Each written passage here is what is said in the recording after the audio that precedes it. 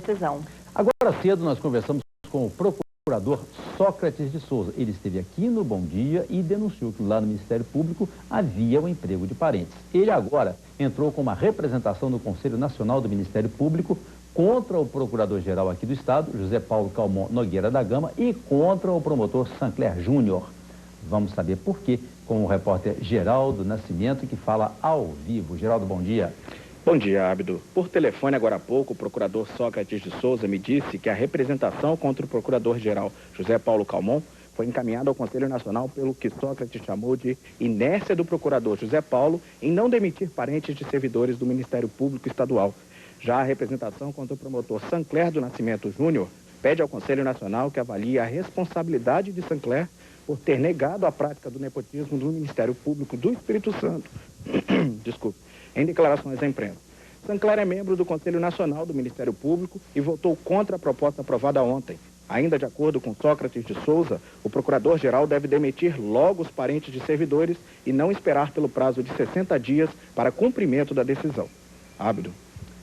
E nós tentamos agora cedo, mas não conseguimos falar nem com o promotor Sancler Júnior e nem com o procurador-geral José Paulo Calmon Nogueira da Gama, que está viajando. Mas em conversa anterior comigo, o procurador me garantiu, José Paulo Calmon Nogueira da Gama, que ele não tem parente empregado e que ele vai cumprir.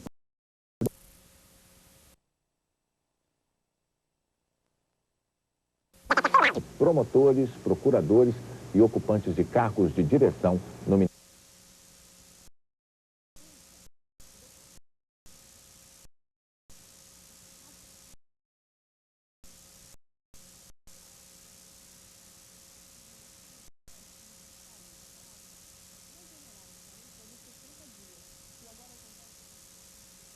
Sócrates de Souza, que denunciou a prática de nepotismo no Ministério Público do Estado e enviou uma representação contra o Procurador-Geral de Justiça do Estado, José Paulo Calmon, ao Conselho Nacional do órgão por permitir a contratação de parentes. Boa tarde, procurador. Boa tarde, Priscila. Boa tarde, telespectadores.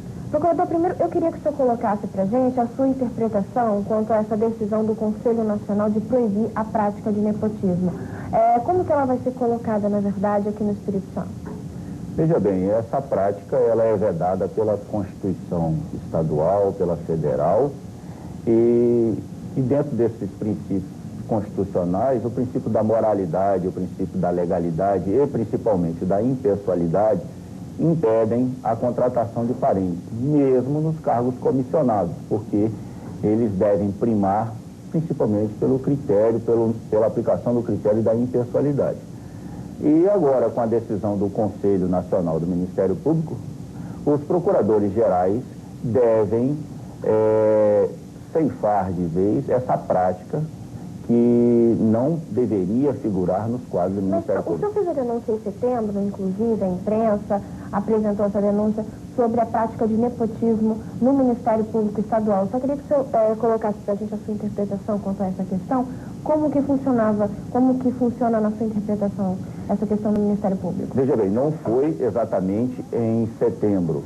Em maio, eu administrativamente procurei entrar com pedido junto ao Procurador-Geral para que acabasse com essa prática no Ministério Público, e o processo administrativo foi distribuído a um procurador que entendeu que deveria ser cumprida a Constituição.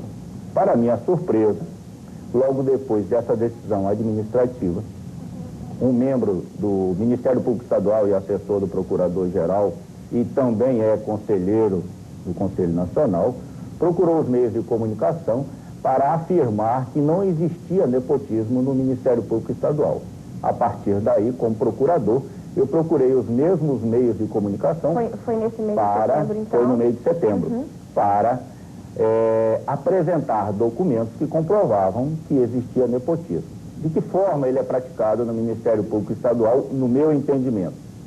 O procurador ou o promotor indica ao procurador-geral um parente seu ou um funcionário para trabalhar ou não diretamente com aquele procurador que o indica. E o procurador-geral, num ato meramente administrativo, faz a contratação daquele funcionário, daquele cargo comissionado, e ele passa a trabalhar no gabinete do procurador. É uma troca de favores? É isso que o senhor está falando pra gente? Eu não vou afirmar que é uma troca de favores, porque o procurador, ele tem direito a indicar um assessor. Mas nós devemos primar sempre pelo critério da moralidade. Os outros critérios, eles gravitam em torno da moralidade. E logo em seguida nós temos o critério também da impessoalidade. Quantos procuradores, segundo a sua análise também, estariam praticando o nepotismo? Eu posso afirmar que, no mínimo, 20 têm parentes trabalhando direto ou indiretamente. Dos 32? Dos 32. No mínimo 20? No mínimo 20. E agora, esses parentes, eles trabalham diretamente, como o senhor colocou, no gabinete, ou eles trabalham no gabinete de um outro procurador? Nós temos os dois casos. A maioria trabalha diretamente com os seus pais, tios e assim sucessivamente. E outros não, trabalham diretamente, indiretamente em outros setores. Sem o concurso público, é bom deixar claro. Sem concurso público, porque o Ministério Público é uma instituição que administrativamente é nova e nós não realizamos concurso público para estes casos. Recentemente nós fizemos um concurso público para estagiários, tão somente. Eu tenho uma pergunta aqui do Anselmo Torres de Vila Velha. Existe a possibilidade de algum procurador do Ministério Público Estadual ser afastado com a constatação de contratação de parentes no órgão? Veja bem, diante da posição do Procurador-Geral, que através dos meios de comunicação disse que não iria demitir parentes contratados por ele, eu encaminhei ao Conselho Nacional um documento que nós denominamos de representação para que o Conselho Nacional analise a postura do Procurador-Geral de Justiça sobre a contratação e manutenção de parentes no órgão. Ok, eu tenho mais uma pergunta. O Geraldo Almeida de Vila Velha, gostaria de parabenizar sua coragem ao ingressar com esse processo, já que o nepotismo é uma coisa condenável em qualquer poder. O senhor acredita que com essa decisão do Conselho Nacional, a prática do nepotismo vai realmente chegar ao fim? Ou a legislação estadual ainda permite, ainda tem subterfúgios que permita a contratação de parentes por meio dessa troca de favores ou barriga de aluguel, como alguns chamam, de estar contratando um parente no gabinete de outro procurador, por exemplo? Eu sou extremamente otimista, mas tenho que ser realista porque com a decisão do Conselho Nacional, com certeza, agora estarão se estudando meios de burlar essa legislação ou as legislações que giram em torno do assunto para que possam permanecer alguns parentes ainda contratados. E não vou me surpreender se houver no futuro alguma forma de maquiar a contratação ou troca de parentes, como eles chamam de nepotismo cruzado. Ok. Eu queria saber também, o senhor pretende entrar com uma representação, o senhor já ingressou com essa representação contra o procurador Sancler, que faz parte do Conselho Nacional do Ministério Público? Veja bem, o que norteia a vida pública é a verdade. E na nossa lei fala que nós podemos dar entrevistas desde que passemos para a população verdade. E o doutor Sancler, ao meu sentir, ele não foi verdadeiro no sentido de afirmar que no Ministério Público não existia nepotismo. O número de parentes e os locais aonde eles trabalham demonstram que, efetivamente, existe nepotismo no Ministério Público. E eu não posso e não devo concordar com isso, tanto é que ingressei também, encaminhei para o Conselho Nacional uma representação para que o próprio Conselho avalie a postura do doutor Sancler enquanto conselheiro, enquanto assessor do Procurador-Geral e principalmente como promotor de justiça. E o que pode resultar também? Eu imagino que podem ocorrer diversas coisas. Uma delas é até o afastamento dele do próprio Conselho, para que o Conselho possa, com isenção, analisar essa postura do doutor Sancler. É importante a gente deixar claro, procurador, a contratação de parentes hoje é ilegal? A prática de nepotismo, a contratação de parentes no Ministério Público Estadual é ilegal ou não? Ela sempre foi ilegal. Se nós olharmos a Constituição Estadual, ela fala que os cargos comissionados poderão ser preenchidos de livre escolha do Procurador-Geral. Entretanto, a mesma Constituição, ela fala no princípio da impessoalidade, ou seja, não podemos contratar parentes. Agora, o nepotismo é a contratação de parentes para trabalhar sob as ordens de quem o contratou.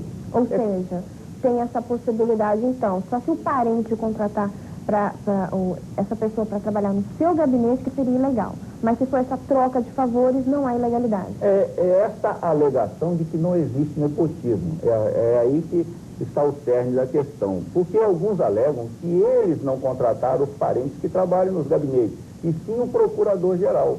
Ora, se o procurador-geral contrata mediante um ofício encaminhando o nome do parente, porque o procurador-geral não vai adivinhar que um determinado procurador ou promotor tem um filho, um sobrinho com nome, endereço, profissão, qualificação, currículo, ele não vai adivinhar. Tem que ser uma indicação e por ofício, né? Agora, procurador, com essa determinação do Conselho Nacional de prazo de 60 dias para acabar com o nepotismo, ainda pode continuar esses parentes contratados por meio dessa troca de favores? Veja bem, entendo que não pode.